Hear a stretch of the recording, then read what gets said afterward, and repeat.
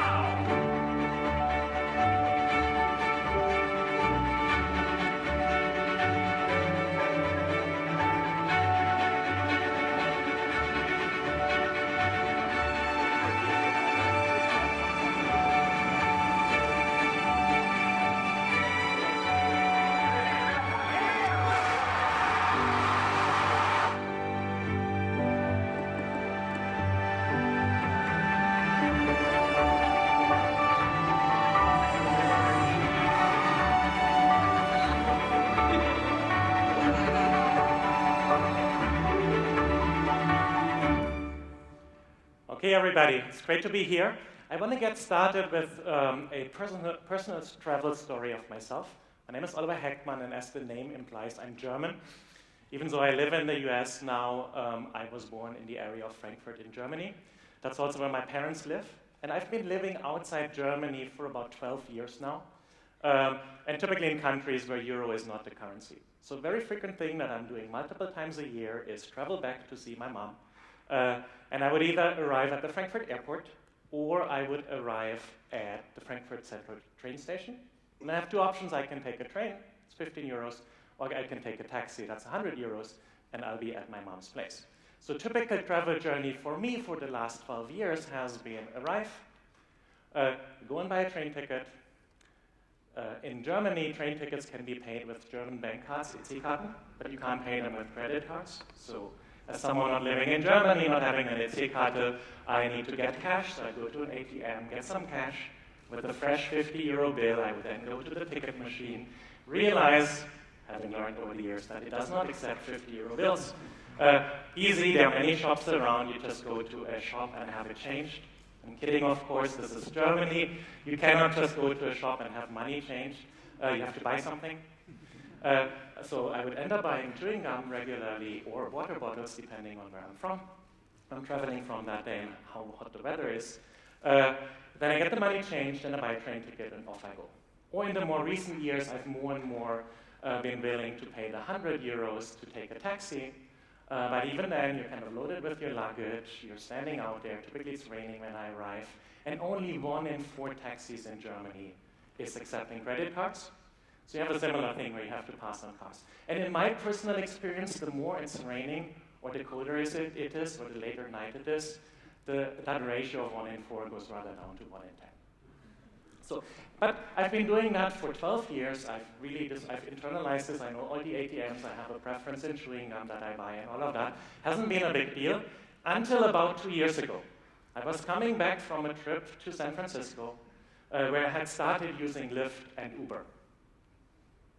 Short time after that, again, visiting my parents, arriving in Frankfurt, automatically walking towards the M. I caught myself stopping, like, what the fuck, like, what am I doing? Like, why would I, like, kind of go to the M? I just call an Uber. Now, the story continues that at that point in time, Uber was actually blocked in Germany. So I couldn't call an Uber. And damn, I was never so angry by pulling cash out of an ATM. Or chewing gum afterwards. And the lesson of that story, and I'm telling that story, is just the fact that kind of smartphones, mobiles exist, and people had built better services, made literally from 1 week to another, made me intolerant and unacceptable against the user experience that for over 10 years I've been very willing to accept as given. Yeah? So that's one lesson learned about how the world of mobile is also changing and setting much higher consumer expectations.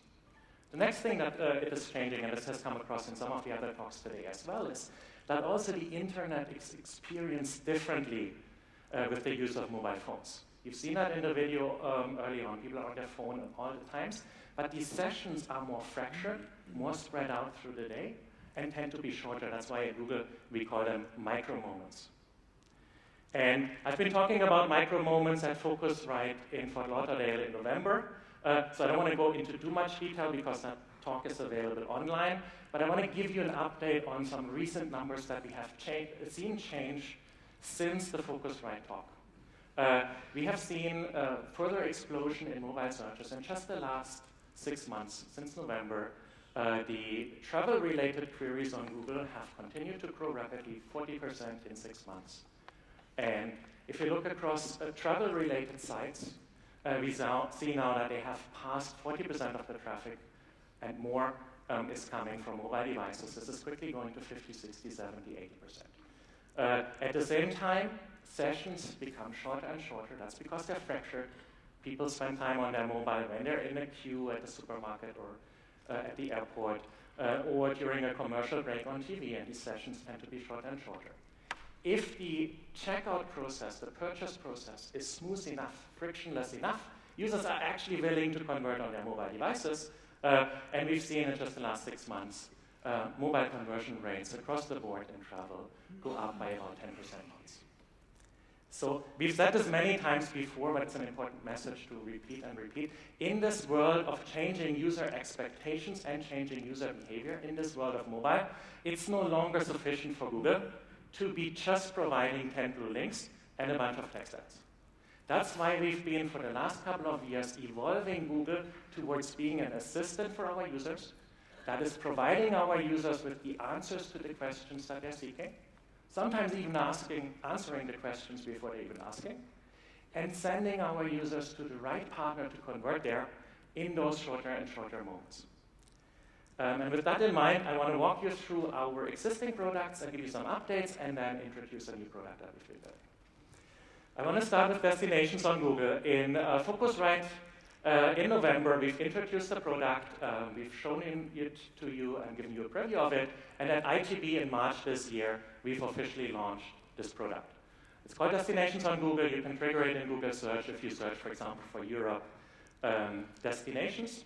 It's an upper funnel product. It allows users to snack content, destination content, and easily compare different destinations and figure out whether traveling there is within their traveling budget or not, and when to travel there.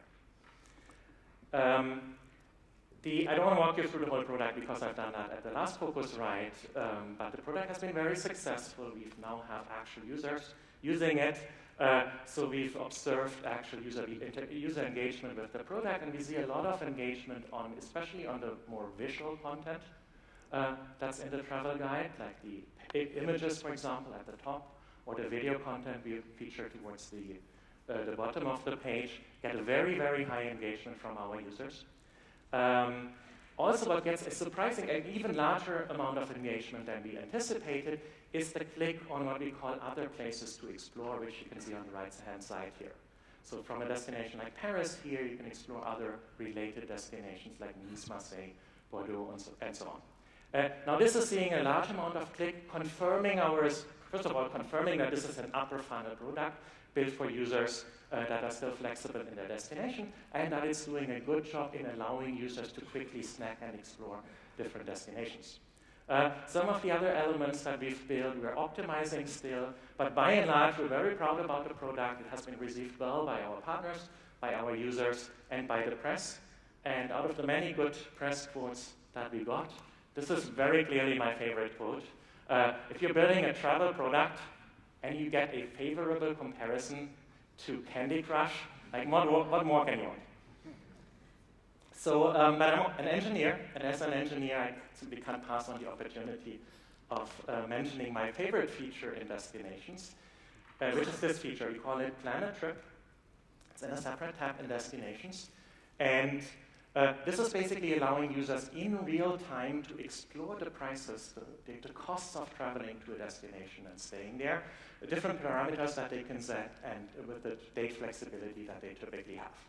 To power this feature, we are calculating trillions of price updates for flights and hotels every single day, and allowing users to explore this in real time. So this is a massively technical achievement that we've done here. We have many more ideas of what further features we can build on top of that technology. One of those features, and we started to work with a couple of people in this room on that, is to use this product and evolve it so that we can use it to showcase packaged content that many of you are producing in this product to our users. So as I said, we've been starting to work with a small number of partners from flights, hotel, OTA, and package tour operators. And over time, we will be basically building a package exploration tool into the Planet Trip tab and be launching this. You will hear more from us about the future. Very clearly, this is a very early prototype that the team hacked together. The UI will evolve and has to become more beautiful.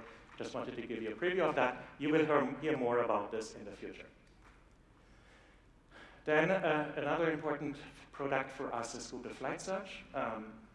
Consistent with the strategy that we have on destinations, we've also evolved Flight Search to be more powerful in these upper funnel queries when users are still in an exploration phase. The screenshot you see here on the right shows you the new UI that we've built and launched, which allows you to do queries like, okay, from Los Angeles, if I want to spend a weekend somewhere else in February, what can I do, where can I get, how expensive it is, and which weekend should I go?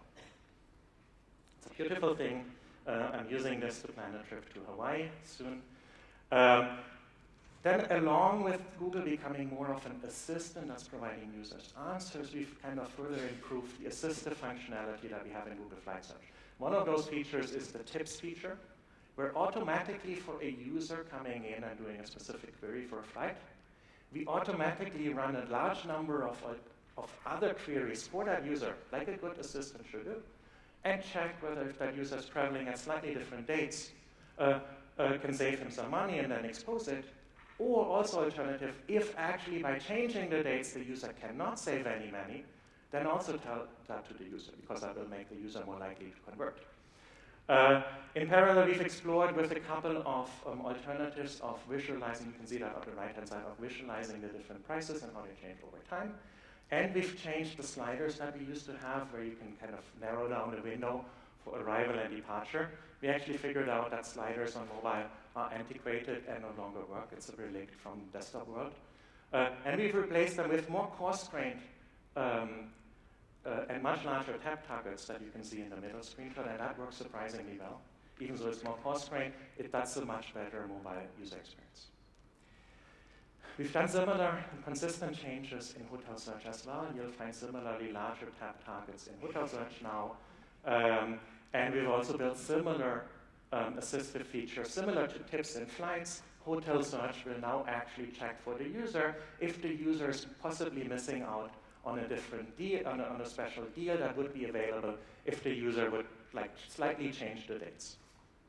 We also compare the prices that the user is seeing against historical prices, and we tell the user if the user is getting a good deal, because that makes the user more likely to convert. Not launched yet, but launching very soon is what you see on the right-hand side. It allows me to do stuff like, okay, Google, show me pet-friendly hotels in Boston for under $300. And it would understand that query, it would set the right filters, and it would visualize the filters that it's setting, so that further down the road you can change those filters. On the hotel ads side of things, we have quadrupled the number of clicks that we're sending to our hotel ads partners. And I announced that last year at Phocuswright in Fort Lauderdale, that the number one partner request was commission pricing for hotels. We've built this, we've launched this, we've integrated 40 integration partners, so that commission ad pricing is now fully available to basically every hotel supplier who wants to be participating in the form of commissions rather than paying per click. I've also talked a bit more in detail last year about Book on Google, so I'll keep myself short here. We are not becoming an OTA. the intention behind Book on Google is very clearly and very purely so improving the conversion rates on mobile. And because converting on a mobile phone can be a frictionful process, the idea here is that instead of sending the user to a partner website, we send the user to a Google-hosted but partner-branded website. Because it's Google-hosted, we have access to the user's information and their credit card information from their Google profile, so we can fill out all of that information. But it's partner-branded. It's very clear that the user is purchasing from the partner. We're passing on all the information to the partner, so the partner will have credit card information and user's email address and so on. The partner is also the partner who actually then sends the confirmation email and handles any follow-up requests. So the partner is in full control of the customer relationship here, and we see that this is driving up conversion rates by some very significant numbers. And I'm kind of very happy and very proud to announce here today that we're launching Book on Google with a MoMA. And this is a quote from Nicola, their CEO. This is going to go, I think it's going out as a press release today. And it's going to be launching in the next couple of days. And this will make tens of thousands of hotels initially and hundreds of thousands later on available and directly bookable on Google. So let me now go forward. I want to talk about a product that we've been building silently and launching in a couple of locations, but we haven't really talked about yet. We call this My Trips, and this is aligned with our strategy of becoming a better assistant. The idea in My Trips is that we have a service built internally that is processing the emails that people receive from their hotel or flight reservations in Gmail or in Inbox, and is aggregating the information about their upcoming trips. You can access this, for example, if you go in Google search and you search for My Trips or My Trip to Dublin, or if you want to look up where you stayed last year, My Past Trips, and you'll see nicely aggregated the different trips that you have. This is currently only working in English, but we're kind of translating this in other languages as well. Now, given we understand for our users where they're traveling to, we can also make that information accessible in other places where this is useful to the user experience. Inbox is the new email client that Google has built. It's a super innovative email client. I'm a big fan of it. If you haven't checked it out, give it a shot. I really like it. And one of the innovative features in Inbox is that actually in Inbox it is aggregating your travel-related emails by trip, so that when you're in the hotel reception, you need to quickly pull up your hotel confirmation. You don't need to search or anything. You just tap on My Trips, Dublin, and there you go. These are the screenshots on desktop and mobile. Now, given we have that information, it also makes sense to surface that in Google Calendar. This happens automatically if you're a Google Calendar user and we know about an upcoming trip. You will automatically see a calendar entry marked in Calendar telling you, hey, actually, you're in Dublin that week. Furthermore, and this is a screenshot from my personal phone from yesterday, we're also using the information to improve Google Maps. So like yesterday, I navigated in Google Maps. I had a look at my hotel. And first of all, the hotel I'm staying at is marked with a special symbol. And second of all, it actually shows me the check-in and check-out date. And if I do the same thing and go to the Dublin airport, this was the screenshot from yesterday, it actually showed me my arrival information. And if I would do the same thing right now, it would show me my departure information on Friday. Very useful, and especially for hotels, a service I wouldn't want to miss anymore. Now, if you're using Google Now on Android or on iOS, or if you have an Android watch, you might have seen messages like this, where kind of the assistant functionality now is actually sending you an alert when it's about time to go from whatever location you're in to the airport to catch your flight. So far, that's a lot of kind of My Trips related assistant functionality that we've built in across a number of Google products. And it's supporting the user up until the day of travel. And of course, we've been debating at Google internally, and also a couple of our partners have brought this up. How can Google help the users better when they're actually in destination? And that's why we're right now in the process of testing an app that is an in-destination app. So this is not a travel planning app. This is an app that's supposed to help the user while they're in destination, while they're on their trip and experiencing a new, unfamiliar environment. These are some screenshots. In the interest of transparency, I want to walk you through the app. I want to be clear, this app is not launched yet. We are only testing it with a number of users, and depending on the user feedback, we will improve the product and eventually launch it. So, one of the things that we do is we take the information from my trips, the reservation information, and we make it available in the app, of course. We also do that in an offline way so that you can access your hotel information, even so you're in airplane mode, or let's say you don't want to pay the roaming costs and you switch off roaming, you can still access that information. Everything in the app is available offline. The next thing that we're building is we want to be an assistant to the users. We want to start with helping the user figure out what to do in the destination. We've seen that in the data from Douglas before, that often these decisions are made on very short notice, like a day ahead of time or on the same day. So we're featuring destination POI content in the app. We are doing that in a dynamic way, so the content will update depending on weather or time of year. It's not static lists. And we are also aggregating it and ranking it by different moods. Sometimes I'm in the mood to spend a day with my wife looking at architecture, but on other days, or when my son is with me, I'd rather do something more kid-friendly. So we have these different moods that you can see in the UI that you can select. And that group the different things to do together. So we're testing that right now. Then a lot of people use a feature that we call stars in Google Maps. So basically it allows you to save places in Google Maps. A lot of people like myself use that whenever I get a recommendation for a good restaurant or something, I typically mark it in Google Maps. So what we're doing with the app is we make all your starred places in the destination offline available so that you can more easily find them. And if you haven't started enough places for food and drink, like myself for Dublin, we also kind of feature restaurants and bars and top spots for food and drink in the app and also offline available. And last but not least, we've used our team of editors to basically write up travel tips for users. I find that very useful because I'm always confused in different countries how I'm supposed to tip, but it contains other information beyond tipping as well, how to get there and so on. The typical stuff you'd expect. So this is the app. As I said, it's an in-destination app. We're testing it right now. It's obvious that if the app is successful and we launch it, that this is a fantastic opportunity for us to feature partner content in the app.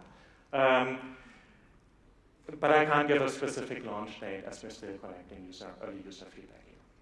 So that concludes my talk. Let me just quickly recap. I talked about how the world of mobile has different and much higher consumer expectation, my Uber story, how users experience the internet in shorter sessions that are more fractured throughout the day, micro moments, and how we're changing our products to have more assistive features for our users.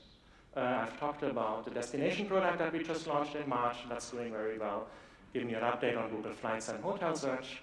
And I've introduced you to the My Trip feature that we've built and a new upcoming product that we call Google Destinations, and that's hopefully coming out later this year. With that, let's go to the questions. Okay. Thank you, Oliver. Please take a seat. I'll introduce our talkbackers. Kevin May, co-founder and senior editor of T-News, and Tani Perry, vice president of marketing, travel for Phocuswright. Thank you, Oliver. I think you must be happy that Kenny Jacobs isn't up here with us, but he's off running from the air controllers, so you're stuck with us today. So I want to ask a question about the Trips app, because you unveiled it today. And at the Travel Innovation Summit over the years, we have seen multitudes of trip planning and inspiration tools, and almost all of them have failed. So why do you think yours is going to work? Well, we don't know if it's going to work or not, but I think it's an important area where the consumer experience is clearly lacking of where it should be, and where the fact that people have their actually powerful personalized phones with them while they're in destination, there's no reason why it shouldn't work. We just need to figure out the right way of doing it and building it.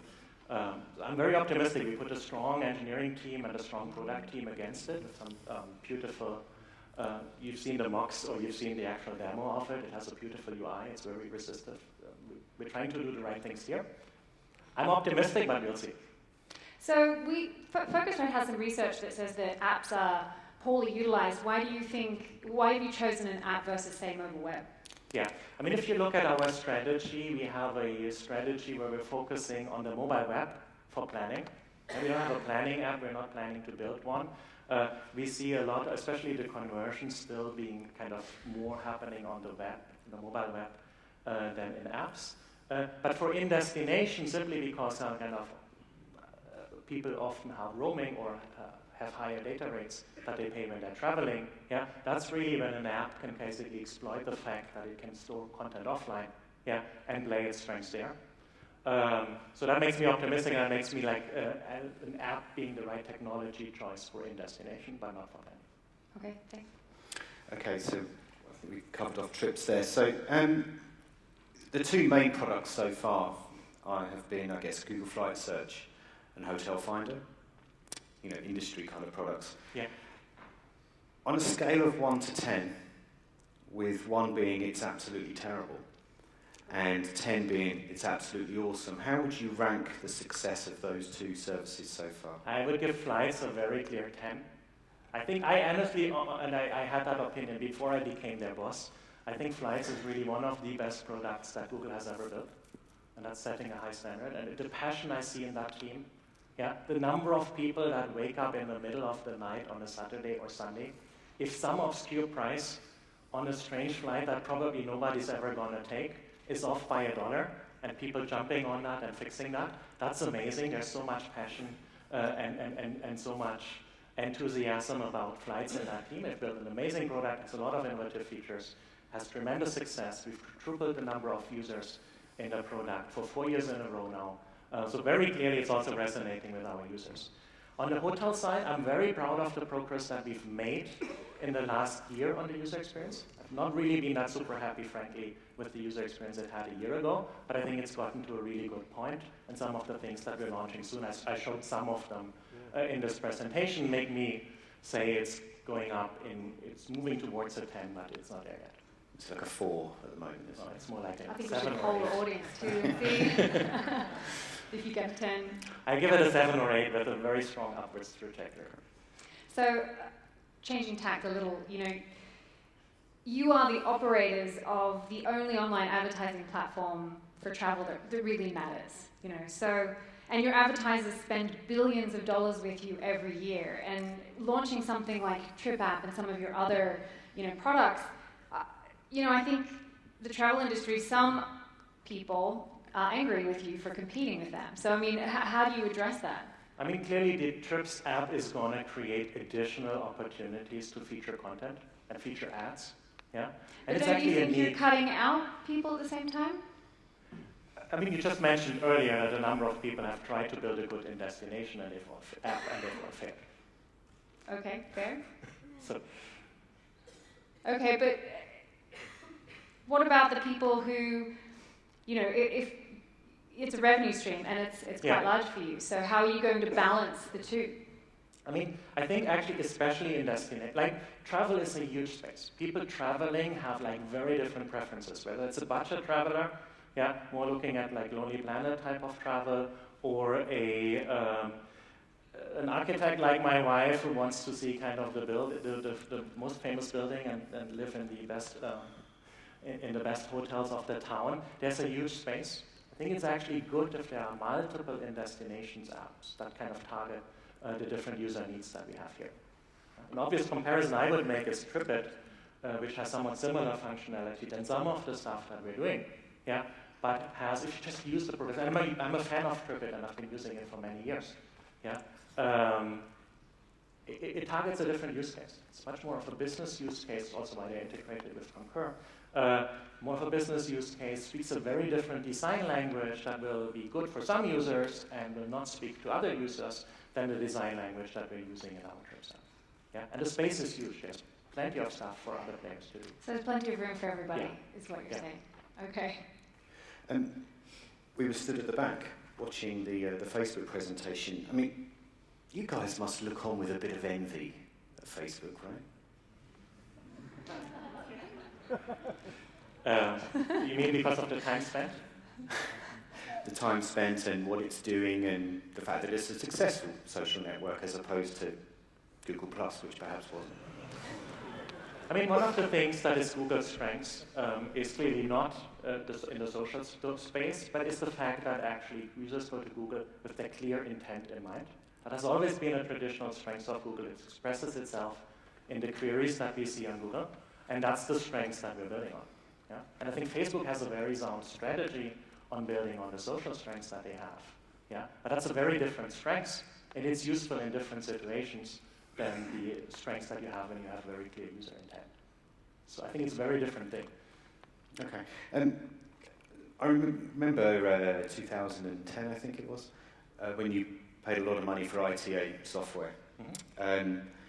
And there was a collective, okay, Google's doing this. And there was a period for a couple of years when Hotel Finder came out that people were like, oh my God, look what Google's doing. Do you think, though, in hindsight, 4 years on, that people are kind of more or less scared of Google and what it does in the industry now? I mean, it's clear when I'm in the breaks, for example, or when I talk to individual partners, there's a lot of misconception about kind of what we're doing. Yeah? And I would give you that we haven't been super transparent in the past of where we're headed and what we're doing. Yeah? But that's the reason why we're changing this and why we're up here at Phocuswright last year and this year and explaining actually not just what we've done, but also where we're headed and why we're headed there. Yeah? I think actually if you look into that, you see that we're a really good partner to the industry. We don't have plans to become an OTA. We want to actually have a very good business model that's working for us today. That works on basically partnering both with suppliers as well as OTAs and sending traffic to them. It works well for us, and we want to kind of keep it being working that way. I want to go back to something Kevin mentioned, Facebook again. Sorry, not going to let it go. So two big topics, hot topics right now are bot messaging and virtual reality. Yes. And last time I checked, I don't think Google was getting into messaging, and Google Glass fell flat. How are you going to catch up to Facebook? Is your answer cardboard? Is Google Cardboard cheaper than Google Glass? Is that? Yeah, both areas. Booking things in chat or bot chat. As well as we are in the early stages. We are kind of have a close eye on both. We have our own effort in virtual reality, and in fact, like more users have used the Google approach to VR in the form of Cardboard than any of the other services. So I'm very excited about that, also very optimistic. We're clearly playing in here. There's nothing concrete to announce here. That's not up to me. That's not my team. And similarly on chat messaging, it's clearly something that we observe, especially from the travel industry. I think WeChat in China has been leading that space. We're very interested in it. At the same time, I'm personally a bit skeptical. Yeah, it's clearly something we have an eye on, and if it's the UI of the future, we'll be investing in it. But I think there's much to be left demanded if the chat is a UI. I think you can build better UIs than we're currently seeing by those chatbots. Thank you very much, Oliver Heckman, Kevin May, and Tani Perry. Thank you.